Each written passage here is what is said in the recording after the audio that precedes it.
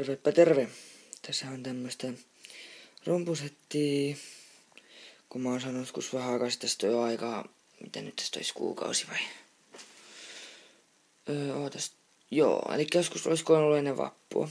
Mä sain nää rummut ja... Sitten niin. Tää on vaan nyt ahdata paikkaa vielä, mutta tässä siis löytyy kaikki juttuja ja nää on Rolandin rummut ja... Eli Roland TD4 KX2. Ja yleensä noissa YouTube-videoissa näkyy, että toi pönikkä on noitten rumpujen välissä tuolla. Mutta se kaveri on onneksi laittanut sen tuohon, kun munkin kaverilla on niinku tossa kohtaa se.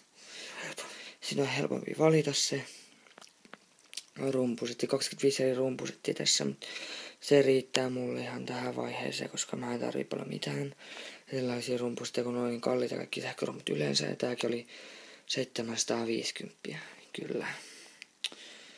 Joo, mut kuitenkin, siis tää on yksi tamperilainen kaveri meille, vaikka mä olisin pitänyt se noutaa, kun tuolla Musikoiden nettisivustolla pyritään yleensä noutamaan se, mutta se kaveri onneksi toisi ne meille, että koottiin ne suurin piirtein tässä kohtaa jossain, mutta mä siirsin nyt niin tähän seinän vielä, että saa helpompi soitella niitä. Jeps.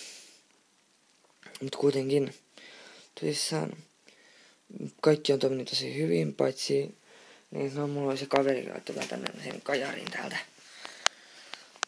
Tästä kun tää ei tuo kuvaa, mutta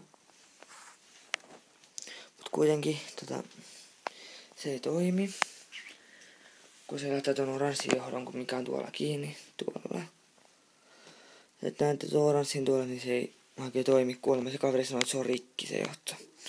Mutta en mä tiedä, onko mä kuvika tai sitten en mä tiedä, onko ne väärin täältä, mutta me menen oikein silti kaverin kanssa, kun se laitettiin. Mutta tämmönen setti. Roland.